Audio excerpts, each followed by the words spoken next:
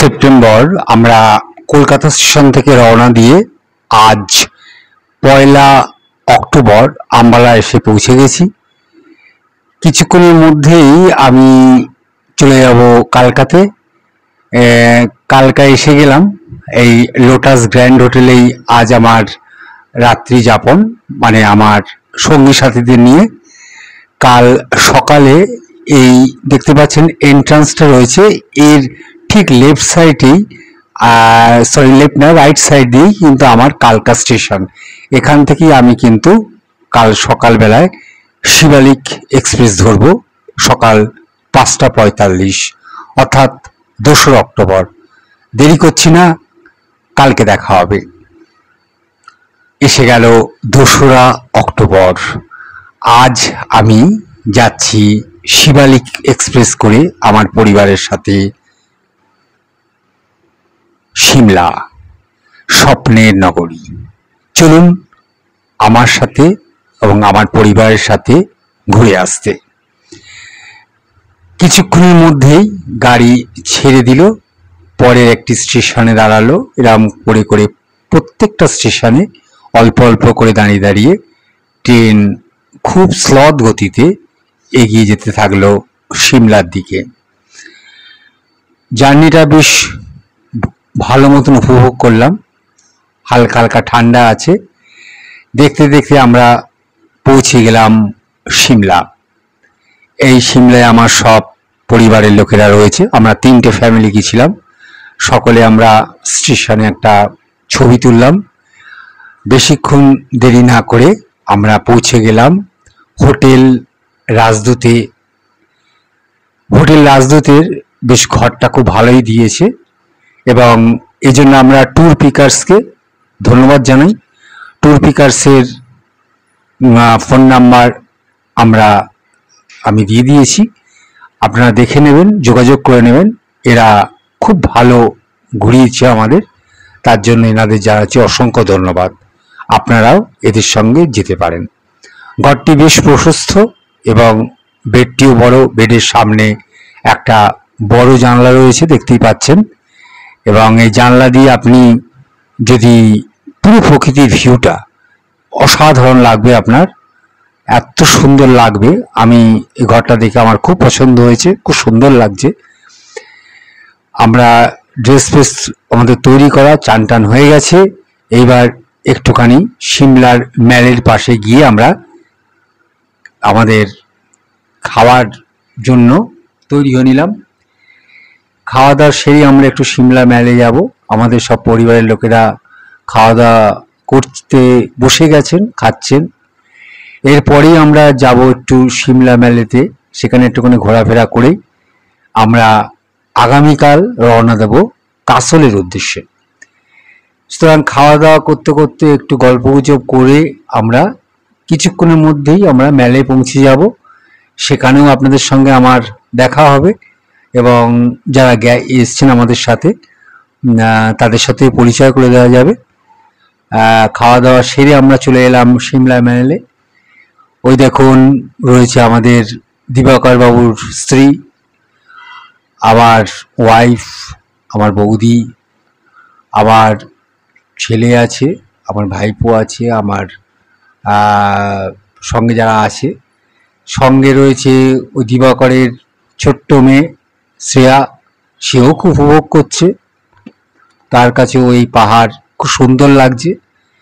সেও তার বাবার পাশে দাঁড়িয়ে দাঁড়িয়ে পাহাড়কে পর্যবেক্ষণ করছে এবং খুব সুন্দর উপভোগ করছে। বাচ্চা মানুষ, খুব ভালো লাগছে তার পাহাড়। সিমলা ম্যালেতে যদি আপনারা আসেন, অবশ্যই এই চতুর্পাশটা ঘুরে দেখবেন। পাশেই আছে জাকু টেম্পল, এবং পরিবারের সঙ্গে এখানে কিছু সময় আপনি যদি কাটান, আপনাকে বেশ বেশ সুন্দর লাগবে আপনার। যাই হোক, সিমলা ম্যালেতে আমরা বেশিক্ষণই কাটিয়েছি, অনেকক্ষণই কাটিয়েছি। তবে যেহেতু আমরা সিমলা আমাদের একদিনের স্টে, সেহেতু আমরা এখানে একটু ঘুরে টুরেই আমরা কালকের জন্য প্রস্তুতি নিয়ে নেব। জাকু টেম্পলে এসে গেছি। আজকে যেহেতু দশমী, দশেরা চলছে, চারিদিকে আপনার গান বাজনা হচ্ছে, খুব সুন্দর জায়গা। খুব ভালো লেগেছে আমার এই জাকু টেম্পু। আজ আর দেরি করব না, কালকে আপনাদের সঙ্গে নিয়ে বেরিয়ে যাব কাসল। আমাদের গাড়ি বিশাল স্পিডে চলছে, দেখতেই পাচ্ছেন। পাহাড়ি রাস্তা, বোঝাই যাচ্ছে না কিছুদিন আগে এখানে একটা বড় প্রাকৃতিক বিপর্যয় ঘটে গেছে, কিন্তু হিমাচল গভর্নমেন্ট এত তাড়াতাড়ি এই সকল রাস্তাগুলোকে এত সুন্দরভাবে ঠিক করে দিয়েছেন, তার জন্য এই সরকারকে আমি ধন্যবাদ জানাই। রাস্তার দুপাশের প্রকৃতির সৌন্দর্য দেখতে দেখতে আমরা এগিয়ে চললাম কাসলের উদ্দেশ্যে। অসাধারণ ভিউ, এই ভিউ মানে আপনার ক্যামেরায় যেন বন্দি করা যায় না, এই যেন শুধুমাত্র চোখের যে লেন্স, এই শুধুমাত্র বন্দি করা যায়। দেখতে দেখতে মোহিত হয়ে পড়লাম। মাঝে মাঝে ড্রাইভার বাইকে একটু ধমকও দিলাম, ভাই একটু দাঁড়াও। সেও বললো যে দাদা দাঁড়াবো, তবে আমাকেও তো তাড়াতাড়ি পৌঁছতে হবে। রাস্তাটা যেহেতু অনেক দূর, সিমলা থেকে কাসল অনেকটা পথ, আমাদের রাত্রির আগে পৌঁছতে হবে এবং কাসলের রাস্তা ভালো নয়, তাই জন্য আমাদের গাড়িও খুব তীব্র গতিতে এগিয়ে চলল। রাস্তার দুপাশে ধাওয়া আর সুন্দর পাহাড় আমাদের যেন স্বাগতম জানাচ্ছে। দেখতে দেখতে একটা জায়গায় দাঁড়িয়ে পড়লাম। দৃশ্যটা এত মোহিত করলো যে আমি স্তম্ভিত হয়ে গেলাম। পাহাড় আমাকে যেন বলছে, অত জোরে যাস না, আমার সঙ্গে একটু দেখা করবি না, একটু কথাও কি বলবি না। পাহাড়ের পাশে একটু দাঁড়ালাম, দাঁড়িয়ে দেখলাম সমস্ত পাহাড়গুলো যেন আমাদের বলছে, তোরা তো মাঝে মাঝে আসিস, দেখিস আমাকে, কিন্তু দেখিস আমার এই জায়গাটা যেন ভালো, সুন্দর এবং দূষণমুক্ত থাকে। সুতরাং আমি এই যেসব দর্শকরা দেখছেন তাদের কাছে আমার একান্ত অনুরোধ, এই জায়গাটায় এসে আপনারা কখনোই প্লাস্টিক জাতীয় দ্রব্য কিছুই ফেলবেন না। আমার এটা খুব খারাপ লেগেছে, রাস্তার ধারে এই কিছু বর্জ্য পদার্থ, প্লাস্টিক, জলের বোতল, এইগুলোকে ফেলবেন না।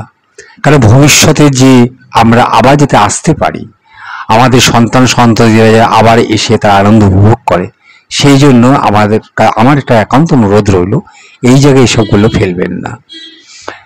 যাই হোক, এই দৃশ্য দেখতে দেখতে আমি এমন একটা জায়গায় পৌঁছে গেলাম যে মনে হলো যে আমার পূর্বপুরুষরা যদি এখানে এক টুকরো জমি কিনে রাখতেন, তাহলে আমি মাঝে মাঝে এখানে এসে একটু সময় কাটিয়ে যেতাম। অফিসে কাজ করি আমরা, সকাল থেকে সন্ধে অবধি আমরা খাটাখাটনি করি। আবার মহিলারা যারা বাড়িতে তাদের নিত্য পরিবৃত্ত কার্য করেন, তারাও যেন একটুখানি নিঃশ্বাস ছেড়ে একটু পবিত্র অক্সিজেনকে প্রাণ ভরে নিতে নিতে আস্তে আস্তে তারা এগিয়ে গেল। এই প্রকৃতির এই অপরূপ সৌন্দর্য, সত্যি এই যেন এক প্রকৃতিই দিতে পারে, এই সৌন্দর্য যেন আর কেউ দিতে পারে না। এখানে আস্তে আস্তে একটুখানি ঘোরাফেরা করে আমাদের আবার ড্রাইভার বাবু একটু তাড়া দিতে লাগলেন। শিবম বাবু, এনার নাম শিবম, ট্যুর পিকার্সেরই ড্রাইভার। এ সব দিক দিয়ে ঠিক আছেন ইনি, তবে ইনি একটু তাড়াহুড়ো করেন, তবে লোক হিসেবে যথেষ্ট ভালো। আপনারা যদি এই গাড়ি ড্রাইভারের সঙ্গে যান তাহলে একটু বুঝিয়ে বলবেন, তাহলে নিশ্চয়ই শুনবে। আস্তে আস্তে আমরা পার্বতী নদীর ধার ধরে একটু হাঁটতে হাঁটতে অনেকটা দূরে এক পাহাড়ি গ্রামের দিকে চলতে লাগলাম। মনেই পড়ল না যে আমাদের আরো তাড়াতাড়ি এগোতে হবে, কেন সূর্য কিছুক্ষণের মধ্যেই অস্ত যেতে চলেছে। দেরি করলাম না, তাই জন্য আস্তে আস্তে আমরা পাহাড়ি গ্রামগুলোকে একটু ঘুরে আমরা আবার আমাদের গাড়ির দিকে রওনা হতে থাকলাম। তার আগে একটু আমরা এই স্থানে একটা ছোট্ট দোকানে একটু আমাদের লাঞ্চটা সেরে নিলাম, কারণটা আমাদের আজকে লাঞ্চ সারতে অনেক দেরি হয়ে গেল। যেহেতু আমাদের প্রতিটা জায়গায় একটু একটু করে দাঁড়াতে দাঁড়াতে এসছি, সেহেতু আমাদের খেয়ালই ছিল না যে আমাদের ভেতর থেকে কে একজন বলছে আমাকে একটু খেতে দাও। যখন এরা উদ্রেক হলো, পাহাড়ের এক কোণার একটা ছোট্ট দোকানে খাওয়া দাওয়া সেরে আমরা উপস্থিত হলাম কাসলের দিকে। আজ কাসলে সকালে আমি আপনাদের দেখাচ্ছি। সকাল আজকে 6টার সময় আমি উঠে পড়েছি। 5:30টার সময় যখন উঠেছি তখন আপনার সরি বেশ ঠান্ডা লাগছে, কাশিও হচ্ছে।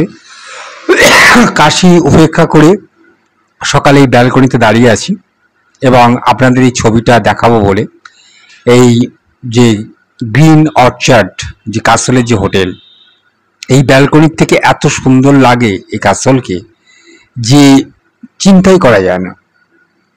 এই পাশে দেখুন একটা আপনার কাঁচের দরজা রয়েছে, এখান থেকে আমি বেরিয়ে পড়েছি। বেরিয়ে আমি ছবি তুলছি, যেহেতু আমার দর্শকরা যাতে দেখতে পায়, তারাও ট্রেনে এসে আনন্দ করে যায়, এটাই আমার ইচ্ছা। আস্তে আস্তে সিঁড়ি দিয়ে নেমে এলাম আমরা দুজন, আমি এবং আমার স্ত্রী। এবং এই যে দৃশ্য, এই দৃশ্য সত্যি কথা কলকাতা গেলে আমাকে কাজের মধ্যেও মাঝে মাঝে নাড়া দেবে। এই দৃশ্য ভোলার নয়। সত্যি কথা, আপনি যদি একটু সময় পান তাহলে একটু কিন্তু এই সিমলা, কাসল, মানালি, কক্সার, শিশু এইসব অঞ্চলগুলো অবশ্যই ঘুরে আসবেন। পাশ দিয়ে বয়ে গেছে পার্বতী নদী। কাসলের ম্যাক্সিমাম হোটেলগুলি কিন্তু পার্বতী নদীর ধারে। একটু এক্সপেন্সিভ। আমরা এখানে একদিন স্টে করব, আজকেই আমরা রওনা দেব মানালির দিকে। সুতরাং এখানেও বেশিক্ষণ আমরা অপেক্ষা করতে পারলাম না। এই কাসলের বিদায় দিয়ে আমাদের এক্ষুনি এগিয়ে যেতে হবে মানালির দিকে। সুতরাং এই কাসলের দৃশ্যকে একটুখানি দেখি, কাসলকে টাটা বাই বাই করতে করতে আমরা এগিয়ে যাব এখন মণিকরণের দিকে।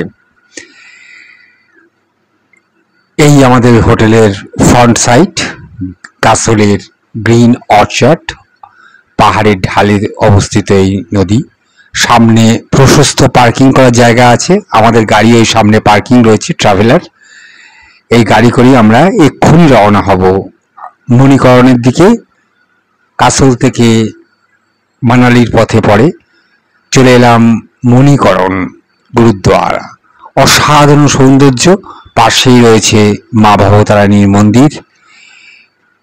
এই নদীটার একটা মানে একটা আশ্চর্য রকম ব্যাপার হচ্ছে, এখানে দেখুন গরম জলের গরম ধোঁয়া উঠছে।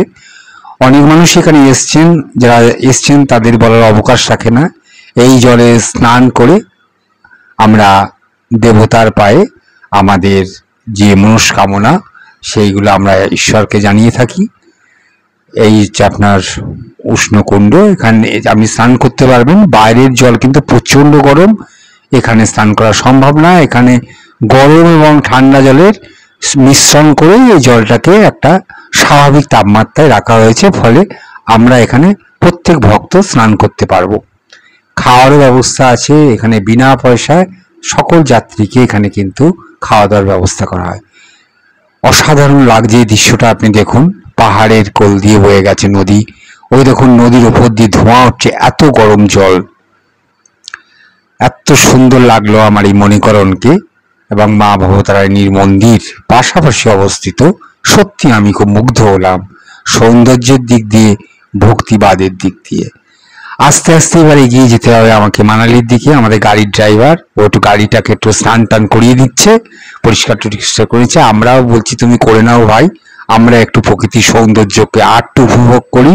সেই জন্য ও করছে, আমাদেরও ভালো লাগছে যে ও যত সময় যাবে আমরা এদিকে একটু প্রকৃতির দিকে একটু নিজেদের আরো একটু বেশিক্ষণ থাকতে পারবো।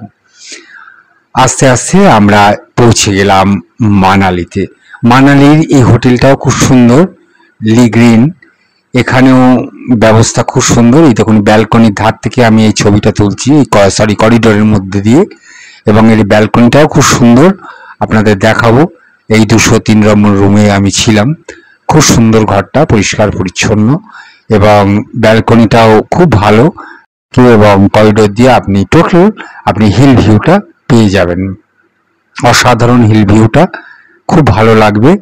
লিগ্রিনে ট্যুর পিকার্স এসব বন্দোবস্ত করে দিয়েছে, আমি আমার ডেসক্রিপশনে সমস্ত ডিটেলস দিয়ে দিয়েছি। খুব ভালো লাগবে পাহাড়ের সৌন্দর্য। এটা কিন্তু ব্যালকনি থেকে তোলা, সামনে গুরুদ্বারা। খুব ভালো লাগবে ভিউটা। আমি তো এখানে দাঁড়িয়ে দাঁড়িয়ে ছবিটা তুলছি। বেশ ঠান্ডা আছে এখানে, একটু মেঘলা মেঘলা আছে, ঠান্ডাটা বেশ আছে। তা ধরুন 1 ডিগ্রি থেকে 2 মতন, 1-2 ডিগ্রি হবে, মানে বেশ ভালো ঠান্ডা।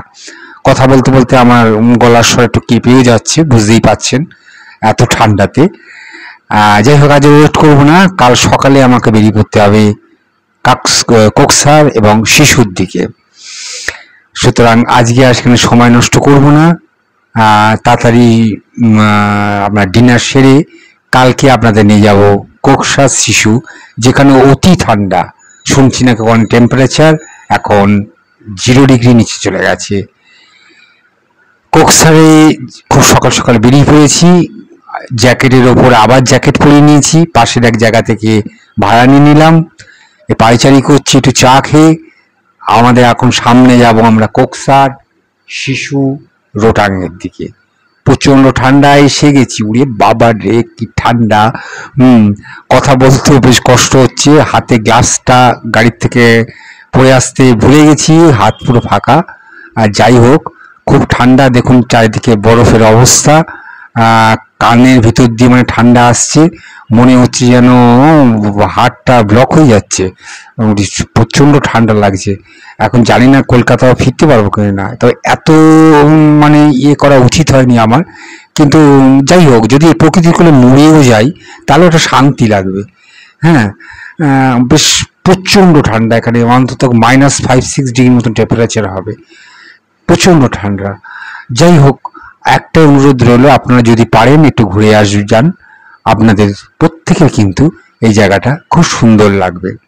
আমি আর এখানে বেশিক্ষণ ওয়েট করতে পারছি না, সবাইকে জানাচ্ছি এই ভিডিও দেখার জন্য অসংখ্য ধন্যবাদ। যদি পারেন চ্যানেলটাকে একটু সাবস্ক্রাইব করে দেবেন, আর এটা একটু অন্যকে শেয়ার করে দেবেন। শুভ বিজয়া, সকলে ভালো থাকুন, সুস্থ থাকুন, সুন্দর থাকুন। নমস্কার।